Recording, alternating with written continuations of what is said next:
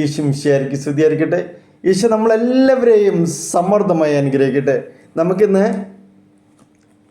സംഖ്യയുടെ പുസ്തകത്തിലെ 21-ാം അധ്യായത്തിലെ 8-ാം തിരുവചനം വായിക്കാം.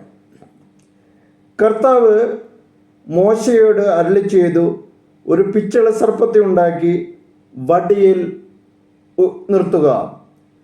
ദംശനമേൽക്കുന്നവർ അതിനെ നോക്കിയാൽ മരിക്കുകയില്ല. Praise the lord. കർത്താവ്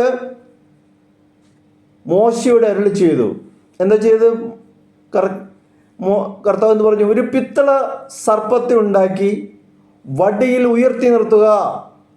ദംശനമേൽക്കുന്നവർ അതിനെ നോക്കിയാൽ മരിക്കുകയില്ല. സംഖ്യയുടെ പുസ്തകത്തിലെ 21-ാം അധ്യായത്തിലെ 8-ാം തിരുവചനം.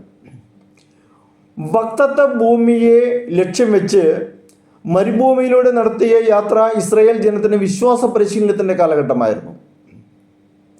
വലിയ ക്ലേശങ്ങൾ അവർ അനുഭവിച്ചു. പ്രലോഭനങ്ങളെ നേരിടേണ്ടി വന്നു. ജനം അക്ഷമരായി. വിശന്ന് പൊരിഞ്ഞപ്പോൾ കിട്ടിയ മന്ന മാലാഖമാരുടെ അപ്പം പോലെ അവർ സന്തോഷത്തോടെ സ്വീകരിച്ചു. എന്നാൽ ക്രമേണ അതും അവർക്ക് ഇഷ്ടപ്പെടാതായി. അവർ പറഞ്ഞു, വിലക്കപ്പെട്ട ഈ അപ്പം തിന്ന് ഞങ്ങൾ മടുത്തു. ന്യായമായ പരാതികൾക്ക് ദൈവം പരിഹാരം ഉടനെ നൽകിക്കൊണ്ടിരുന്നു.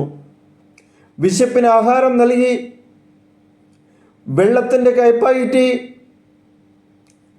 പാറയിൽ നിന്ന് ദാഹജലം ഒഴുക്കി.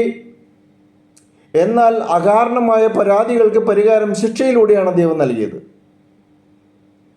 മന്ന വിലക്കെട്ടാൽ അപ്പമാക്കി ആർത്തിക്ക് മറുപടി നൽകിയത് ആഗ്നേയ സർപ്പങ്ങളിലൂടെയാണ്. പാമ്പ് കടിയേറ്റ് അനേകർ മരിച്ചപ്പോൾ ജനം പശ്ചാത്തപിച്ചു. ജനം മോശയുടെ അടുക്കൽ വന്നു പറഞ്ഞു, അങ്ങേക്കും കർത്താവിനുമെതിരായി സംസാരിച്ച് ഞങ്ങൾ പാപം ചെയ്തു. എപ്പോഴും അങ്ങനെയാണ്. ഇസ്രായേൽ ജനത്തിന് എങ്ങനെയാണ്? തെറ്റ് ചെയ്യും, പശ്ചാത്തപിക്കും, വീണ്ടും തെറ്റ് ചെയ്യും, പശ്ചാത്തപിക്കും. ഇത് ഏകദേശം നമ്മുടെയൊക്കെ തന്നെ പോലെ തന്നെ. ഈ സർപ്പങ്ങളെ പിൻവലിക്കാൻ കർത്താവിനോട് പ്രാർത്ഥിക്കണമേ. സംഖ്യയുടെ പുസ്തകത്തിൽ 24-ാം തിരുവചനം. ഈ യാചനയ്ക്ക് ദൈവം നൽകിയ മറുപടിയാണ് നമ്മൾ വായിച്ചു കേട്ടത്. പിത്തള സർപ്പത്തിന് ഉണ്ടാക്കുവാനും അതിൽ നോക്കിയാൽ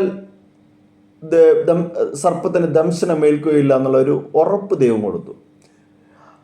അങ്ങനെ വടി ഉണ്ടാക്കി അതിൽ ഉയർത്തി നിർത്തി. പാമ്പ് കടിയേറ്റവർ അതിനെ നോക്കി അവർക്ക് ജീവൻ നിലനിർത്താൻ സാധിച്ചു.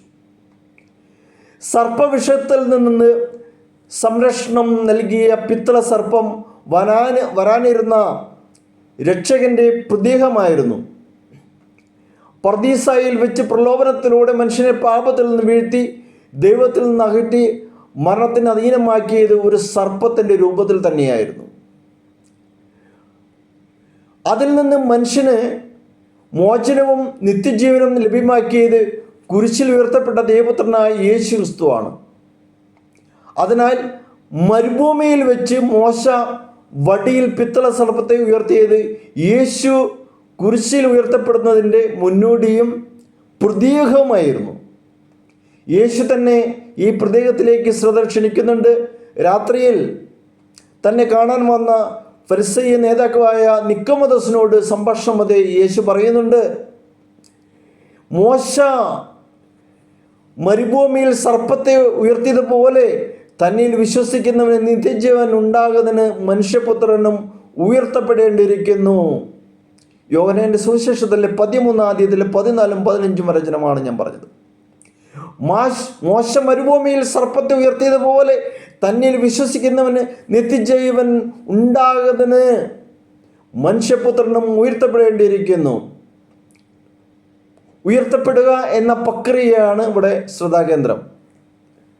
ക്രൂശിതമായ ക്രൂശീകരണത്തെ ക്രൂശനാക്കപ്പെട്ട ശിക്ഷയും മരണവും എന്നതിൽ ഉപരിയായിട്ട് മഹത്വീകരണമാണ് യോഹന്നാൻ സുവിശേഷകൻ വ്യക്തമായിട്ട് അവതരിപ്പിച്ചിട്ടുള്ളത്. കുരിശിൽ ഉയർത്തുന്നത് തിന്മയുടെ മേൽ വിജയം വരിച്ച് പിതാവിൻ്റെ മഹത്വത്തിലേക്ക് പ്രവേശിക്കുന്നവൻ്റെ പ്രതീകമായിരുന്നു. അതോടൊപ്പം മനുഷ്യനെ ദൈവത്തോടും പരസ്പരവും യോജിപ്പിച്ച് സമ്പൂർണമായ അനുരഞ്ജനം യാഥാർത്ഥ്യമാക്കുന്നതിൻ്റെയും. സർപ്പം മരണത്തിൻ്റെ പ്രതീകമാണ്. എന്നാൽ യേശു തൻ്റെ കുരിശുമരണത്തിലൂടെ അതിനെ ജീവൻ്റെ പ്രതീകമാക്കി മാറ്റുന്നു. ഉയർത്തെഴുന്നേൽപ്പെടുന്നതോടെയാണ് അത് സാധ്യമാക്കുന്നത് തന്നെ. അതോടെ തിന്മയുടെ മേലുള്ള വിജയം പൂർണ്ണമാകുന്നു. ആ വിജയത്തിൽ പങ്കുകാരനാകണമെങ്കിൽ യേശുവിനെ പോലെ നാമും ഉയർത്തപ്പെടണം. കുരിശിൽ മഹത്വത്തിൻ്റെ ഉപകരണവും പ്രതീകവുമായി സ്വീകരിക്കണം. വിശ്വാസത്തോടെ നോക്കിയവർക്കാണ് ജീവൻ ലഭിച്ചത്. മനസ്സിലാക്കുക, വിശ്വാസത്തോടെ നോക്കിയവർക്കാണ് ജീവൻ തിരിച്ചു കിട്ടിയത്. മറ്റെല്ലാവരും മരിച്ചു വീണു. മരുഭൂമിയിൽ വെച്ച് പാമ്പ് കടിയേറ്റ് ഇസ്രായേൽക്കാർക്ക് സംഭവിച്ചത് എക്കാലത്തും പ്രസക്തമായൊരു പ്രതീകമാണ്. പാപത്തിൻ്റെ ദംശനമാറ്റ് മരണത്തിലേക്ക് വീഴുന്നവർ വിശ്വാസത്തോടെ നോക്കണം. കുരിശിൽ ഉയർത്തപ്പെട്ട യേശുവിനെ അപ്പോൾ ലഭിക്കും നിത്യജീവൻ. പിത്തള സർപ്പവും മടിയും ഉയർത്തലും വിശ്വാസത്തോടെയുള്ള നോട്ടവും എല്ലാം ഏറ്റവും പ്രധാനമുള്ള പ്രതീകങ്ങളായി നമുക്ക് കാണാൻ സാധിക്കണം. മനുഷ്യപുത്രൻ ഉയർത്തപ്പെടേണ്ടിയിരിക്കുന്നു എന്ന ഗുരുമൊഴിയിൽ യേശുവിൻ്റെ മരണത്തിൻ്റെ ലക്ഷ്യവും അനിവാര്യതയും വ്യക്തമാകുന്നു.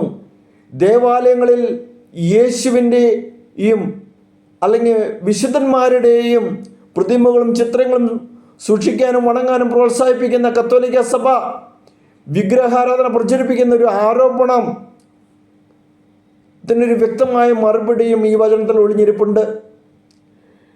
ആരാധിക്കാൻ പ്രതിമയോ സ്വരൂപമോ ഉണ്ടാക്കരുത് എന്ന കൽപ്പനയുടെ ലംഘനമായി ഇതിനെ കാണുന്നവർ പ്രത്യേകം ശ്രദ്ധിക്കേണ്ട ഒരു കാര്യമുണ്ട്. പ്രതിമ ഉണ്ടാക്കുന്നതിനെയല്ല, അതിനെ ആരാധിക്കുന്നതിനെയാണ് വിലക്കുന്നത്. അതോടൊപ്പം ആരാധനയും വണക്കവും തമ്മിൽ വ്യത്യാസമുണ്ടെന്നുള്ള സത്യം തിരിച്ചറിയുകയും വേണം. പിത്തള സർപ്പത്തെ ഉണ്ടാക്കിയത് ആരാധിക്കാൻ വേണ്ടിയല്ല, ദൈവിക പരിപാലനയിലുള്ള വിശ്വാസവും ആശ്രയബോധവും ഏറ്റുപറയുന്നതിനുള്ള ഒരു ഉപകരണമായി ഉപയോഗിക്കാൻ വേണ്ടിയാണ്. എന്നാൽ പിൽക്കാലത്ത് ഇത് ഒരു വിഗ്രഹ ആരാധനയായി അല്ലെങ്കിൽ വിഗ്രഹമായി പരിഗണിക്കപ്പെട്ടു. അതിവിശുദ്ധ സ്ഥലത്ത് ഉടമ്പടിയുടെ പേടകത്തിനരികിൽ പ്രതിഷ്ഠിച്ചു. അത് വിഗ്രഹാരാധനയ്ക്ക് കാരണമായി. സമഗ്രമായൊരു മതനവീകരണത്തിൻ്റെ നേതൃത്വം നൽകിയ ഹോസിയ രാജാവ് പിത്തള സർപ്പത്തെ തകർത്ത് കളഞ്ഞതായിട്ട് ബൈബിളിൽ രേഖപ്പെടുത്തിയിട്ടുണ്ട്. അപ്പോൾ ഇങ്ങനെ നമ്മുടെ ഉള്ളിലിരിക്കുന്ന വിഗ്രഹങ്ങളെ, അനാവശ്യമായ വിഗ്രഹങ്ങളിൽ തകർത്ത് കളഞ്ഞുകൊണ്ട് ദൈവം പറയുന്ന ദൈവത്തിൻ്റെ കൽപ്പനകൾ വ്യക്തമായിട്ട് ഫോളോ ചെയ്തുകൊണ്ട് അവൻ നോക്കാൻ പറയുന്നതിലേക്ക് നോക്കുകയും അവൻ ചെയ്യാൻ പറയുന്നത് ചെയ്യുകയും വ്യക്തമായിട്ട് ആദ്യം തന്നെ നമ്മൾ എന്ത് ചെയ്യുന്നതിന് മുമ്പ് കിട്ടിയിരിക്കുന്ന ഇൻസ്ട്രക്ഷൻ എന്താണെന്ന് തിരിച്ചറിയുക. ആ ഇൻസ്ട്രക്ഷൻ അല്ലെങ്കിൽ നൽകുന്ന കാര്യം അതിനെക്കുറിച്ച് ബോധം നമുക്ക് ലഭിക്കണം. ആ ബോധമുണ്ടെങ്കിൽ മാത്രമേ നമുക്ക് അതിനെക്കുറിച്ചുള്ള ജ്ഞാനമുണ്ടെങ്കിൽ മാത്രമേ നമുക്ക് തിരിച്ചറിയാൻ സാധിക്കുകയുള്ളൂ. ആ തിരിച്ചറിവിന് എന്ത് വേണം? പരിശുദ്ധാത്മാവിൻ്റെ സഹായം നമുക്ക് വേണം. അതുകൊണ്ടാണ് പറഞ്ഞത്, മോശയുടെ നമ്മുടെ പഴയ നിയമത്തിൽ നമ്മൾ സംഖ്യയുടെ പുസ്തകം വായിച്ചു കേട്ടത്, കർത്താവ് മോശയോട് അരുളി ചെയ്തു, പിത്തള സർപ്പത്തെ ഉണ്ടാക്കി വടിയിൽ ഉയർത്തി നിർത്തുക, ദംശനമേൽക്കുന്നവർ അതിനെ നോക്കിയാൽ മരിക്കുകയില്ല. അതൊരു കൽപ്പനയായിരുന്നു കർത്താവിനെ മനുഷ്യകുലത്തെ രക്ഷിക്കുന്നതിന് വേണ്ടി. അത് ചെയ്തവരെല്ലാവരും, നോക്കിയവരെല്ലാവരും തന്നെ രക്ഷപ്പെട്ടു. വ്യക്തമായിട്ട് ശ്രവിക്കുകയും വ്യക്തമായിട്ട് പറഞ്ഞതുപോലെ ഫോളോ ചെയ്യുകയും ചെയ്താൽ നമുക്ക് രക്ഷപ്പെടാൻ സാധിക്കും. നമ്മുടെ യുക്തിക്ക് അവിടെ പ്രസക്തിയില്ല, നമ്മുടെ ചിന്തകൾക്ക് അവിടെ പ്രസക്തിയില്ല.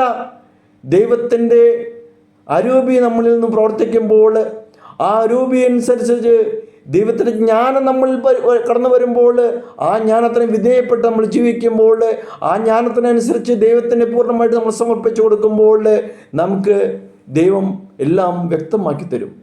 ആ വ്യക്തമാക്കുന്നതിനെയാണ്, ആ വ്യക്തമാക്കിയ ഒരു ജീവിതം കെട്ടിപ്പടുക്കുന്നതിലാണ് നമ്മുടെ ഈ ഒരു ക്രിസ്തീയ ജീവിതം പരിപൂർണതയിലേക്ക് എത്തപ്പെടുന്നത്. പ്രിയമുള്ളവരെ, നമുക്ക് നിങ്ങളടയ്ക്കാം.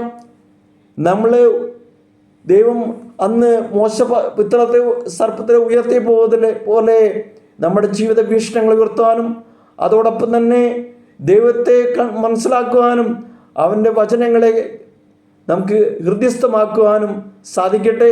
ദൈവമേ, ഞങ്ങളെ ഓരോരുത്തരെയും അനുഗ്രഹിക്കണമേ. ഞങ്ങളെ കർത്താവെ നിന്റെ പരിശുദ്ധ അഭിഷേകത്താൽ നിറയ്ക്കണമേ. Hallelujah, hallelujah, hallelujah.